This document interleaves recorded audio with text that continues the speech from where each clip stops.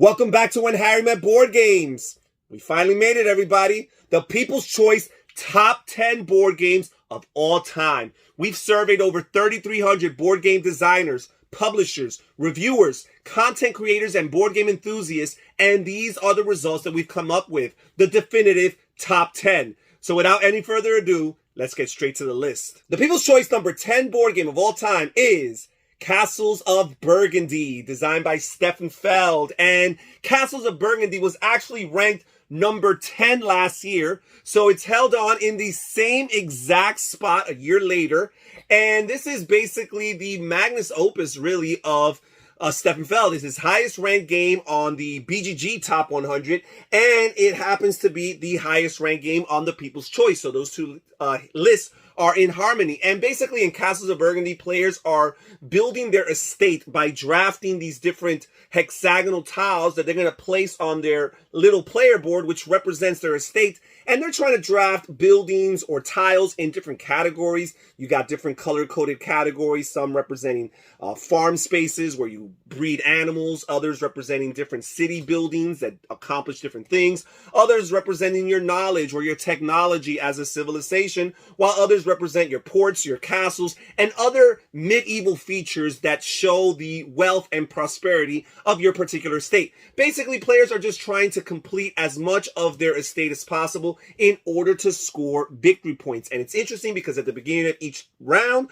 or each turn, players are rolling their dice, and these dice are going to determine the actions that they can take. It's not a roll and move game, but instead they're going to tell you what particular parts of the board, whether it's the main board or your individual player board or other types of actions, that you can trigger based on the pip value that you roll. There are ways of mitigating the dice. There are some workers that players can collect that they can use, turn in order to modify their dice rolls. And there's a couple other tiles in particular that players can acquire throughout the course of the game that will help them, again, with that dice mitigation. Really fun game, still holding on strong at number 10. I'd like to point out the people here on the screen who have chosen the Castles of Burgundy as their number 1 board game of all time. As far as the People's Choice goes, it's number 10. The People's Choice number 9 board game of all time is Ticket to Ride, designed by Alan Moon and published by Days of Wonder Games. And Ticket to Ride is the quintessential gateway game. This game can be found at your local Target, at your local Walmart. It can be found pretty much anywhere.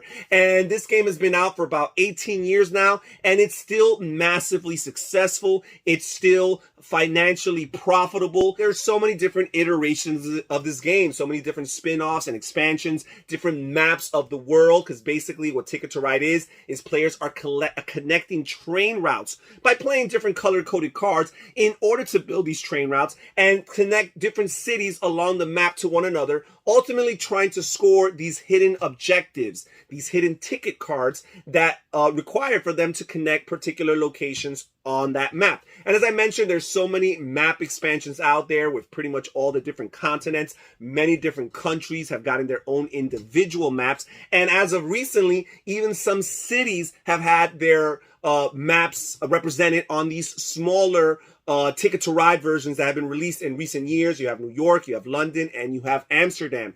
Again, this game, 18 years later, is still holding on steady. This game did rank on the People's Choice last year at number 6. It's dropped down 3 spots, but that's not too bad. Again, considering how old this game is, how long it's been in circulation, and the fact that so many new good games come out every year, for it to only drop down 3 spots and still retain a position in the top 10 is very impressive. I'd like to point out the people here on the screen who have chosen Ticket to Ride as their number 1 board game of all time. As far as the People's Choice goes, it's number 9. The People's Choice number 8 board game of all time is Carcassonne, designed by Klaus-Jürgen Wrede. And Carcassonne is yet another classic gateway style game that's been out for over 20 years and still retains this level of popularity. Just like Ticket to Ride, it remains in the forefront of the hobby because of all of the reiterations and all of the expansions that continue to come out. As a matter of fact, they just recently, a few years ago, released their 20-year edition. I think it was about 1 year ago, actually. Their 20th year anniversary edition. It's simple. This game has basically pioneered the way for this tile laying genre, this tile laying mechanism, which is still very popular. And this idea, this revolutionary idea back then of the board being created as you play, because basically on your turn, you're placing down 1 tile. Your rule is that you must continue the landscape, so it has to make some sort of logical sense as far as your placement is concerned. And then you have the choice to place down a meeple. And this game is basically the game that coined the phrase meeple, popularized that phrase that we all know and love today. And you place down a meeple, and depending on the feature that you're placing that meeple down, it's going to score for you a particular amount of points later on in the game whenever you complete this feature. I'd like to point out the people here on the screen who have chosen Carcassonne as their #1 board game of all time. As far as the People's Choice goes, it's number 8. The People's Choice number 7 board game of all time is Brass Birmingham. And as I mentioned earlier, with Castles of Burgundy being the magnus opus, the greatest work of all of Stefan Feld's, this is Martin Wallace's greatest work, his magnus opus. This game is very much loved. I see it all the time, all across my social media feeds. And this basically is a re-implementation of his original design, Brass Lancashire, which actually got enough votes to also make it on the top 100. It's somewhere lower on the list. You're going to have to catch some of those other videos to find out where, but it's not nearly as popular as Birmingham. Birmingham absolutely knocked it out of the ballpark. So beloved by people. This game here is basically an economic strategy game where players are taking on the role of competing entrepreneurs in Birmingham during the Industrial Revolution. This game takes place within the years of 1770 and 1870. Players are striving to develop, build, and establish their industries and network, all in the effort to exploit low and high market demands. Each turn, a player can take 2 actions, and they have 5 actions to pick among. They can choose to either build, to network, to develop, to sell, or to loan. Now, Brass Birmingham adds the 6th option that players can choose from, which is to scout, where basically they will be discarding 3 cards in order to draw 1 wild location and 1 wild card. Now, while this game shares in the name of Lancashire, it is different enough of a game to warrant its own place within the top 100. And as you can see, it is the favorite of those 2. Now, last year, Brass Birmingham actually ranked number 9 on the People's Choice. So it's actually climbed up 2 spots. It's still ascending. Let's see where it finishes next year. If it could actually crack into the top 5, we will see. Time will tell. I'd like to point out the people here on the screen who have chosen Brass Birmingham as their #1 board game of all time. As far as the People's Choice goes, it's number 7. The People's Choice number 6 board game of all time is Catan. Yes, that Catan, the classic game that's been out for almost 30 years now. The game that ushered in the modern golden age of board games. The game that basically revolutionized the industry and brought these Euro-style games, these German games, to North America, to other parts of the world. The game designed by Klaus Teuber, where basically players are settlers on the island of Catan, the fictitious island of Catan. The game where you're trying to acquire wood and ore and brick in order to build settlements and upgrade to cities and develop your roads, and you're trading these resources and exchanging them with your opponents around the table, all in the efforts to be the first player to get 10 victory points. This very same Catan is still very highly enjoyed. Now, Catan did rank number 4 last year on the People's Choice Top 100, so it's dropped down 2 spots, nothing crazy, but it's showing that this game will eventually trend downwards as the years go by. But for the time being, it's still a game that's loved by many. I'd like to point out the people here on the screen who have all chosen Catan as their #1 board game of all time. As far as the People's Choice goes, it's number 6. The People's Choice number 5 board game of all time is Everdell, designed by James A. Wilson and published by Sterling Games. And Everdell is basically a civilization game about critters. Basically, each player takes on the role of a leader of critters trying to grow and expand his or her civilization. Throughout the course of the game, players are constructing buildings, meeting different characters, and hosting events, all in the efforts to be victorious at the end of it all. This game combines worker placement and what's referred to as dynamic tableau building. On a player's turn, they can take one of 3 possible actions. They can either place down a worker to trigger one of the actions available to them that way, or they can place down a card to add to their tableau, which represents their city, which can consist of up to 15 different types of cards. Or finally, a player can prepare for the next season by retrieving workers from the board, adding them back to their supply, and adding additional new workers to get ready for the next season. This game plays from one winter to another winter season, and the player at the end of that process who has the most points will be declared the winner of the game. This game is very popular for its aesthetic appeal and its smooth mechanisms. I like to point out that last year, Everdell was actually ranked number 7, so it's actually climbed up 2 more spots. This game is continuing to rise, very beloved by people throughout the hobby. I'd also like to point out the people here on the screen who have chosen Everdell as their number 1 board game of all time. As far as the People's Choice goes, it's number 5. The People's Choice number 4 board game of all time is Gloomhaven, designed by Isaac Childress, and Gloomhaven till this day is still ranked number 1 on Board Game Geek. It's only number 4 on the People's Choice. And Gloomhaven is basically a fantasy-themed dungeon crawler style game, cooperative game for anywhere from 1 through 4 players. Players are taking on the role of a band of heroes who are going on different adventures, different scenario-based quests, in the efforts to accomplish the objectives of the different scenarios, and also to level up their heroes. This game is not only a campaign style game, but it's also a legacy style game, as the actions that are taken throughout the course of the game are going to permanently change the scope of the game going forward. Now, Gloomhaven is very popular because it provides an alternative within this popular dungeon crawler genre, where the mechanisms are a little bit more deterministic, a little bit more Euroized, if you will. There is no dice rolling taking place.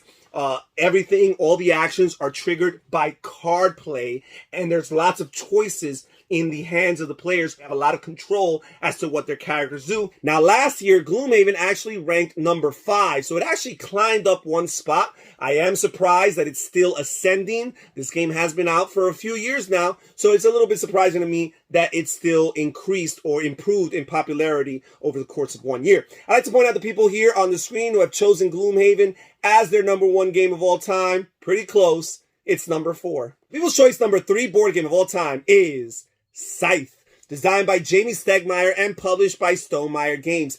And Scythe here is a Euro game with lots of miniatures for components that gives an Ameritrash aesthetic and appeal as far as the presentation is concerned. But this is a Euro game. This is an engine building game with a alternate history 1920s setting to it. Now, each player begins the game with a very asymmetric situation. They each have different starting resources, different starting locations, and each player has a different hidden goal. This game has very little luck other than the encounter cards that players are going to draw as they interact with the citizens of newly explored lands. It does offer lots of opportunities for direct conflict. However, it's up to the playing styles of the individuals who are actually playing in that session. This game is known for its streamlined mechanisms, for its consistent engine building, and for its reduced downtime. I'd like to point out that Scythe last year was actually ranked number 3, exactly where it is right now. The people here on the screen have chosen Scythe as the number 1 board game of all time. As far as the People's Choice goes, it's number 3. The People's Choice number 2 board game of all time is Wingspan, designed by Elizabeth Hargrave and published yet again by Stonemaier Games. Back-to-back games from this publisher. And this game here is a bird-themed game with a beautiful aesthetic to it. The artwork, the graphic design, the components, the chunky dice, the nice little bird feeder dice tray. In this game, players are basically running their nature reserve and they're trying to populate it with different species of birds. And the board is divided into 3 different types of habitats, and different types of species of birds can only be populated in particular habitats. Some species are a little bit more versatile and can go anywhere on the board. And as you're laying these cards down, these cards are going to make these different sections and their particular actions more valuable for you. So you're revving up your engine. So as the game progresses, you're going to have fewer actions because each round you're going to lose one of your action cues, which means one fewer turn. However, you're going to be more efficient because you're going to have increased or strengthened these different areas on your board. And the board is so intuitive. It makes it so easy for players to follow along. Once you learn the rules, it's nearly impossible to forget them. And it's such an informative and educational game because these cards not only teach you the wingspan of all these different birds, the namesake of the game, but it also teaches you what their diet consists of. It teaches you what parts of the world you might find these different birds on, and it gives you an idea as to how many eggs these different types of birds lay throughout the course of a given year. This game last year was also ranked number 2, so it's holding on to its spot. I'd like to point out the people here on the screen who have chosen Wingspan as their number 1 board game of all time. As far as the People's Choice goes, it's number 2. The People's Choice number 1 board game of all time, the absolute favorite game ever, is Terraforming Mars. And Terraforming Mars was ranked number 1 last year as well. So that is so impressive. I believe it's ranked number 3 overall on the BGG Top 100. So this game, universally across the board, is enjoyed by most of the people who play it.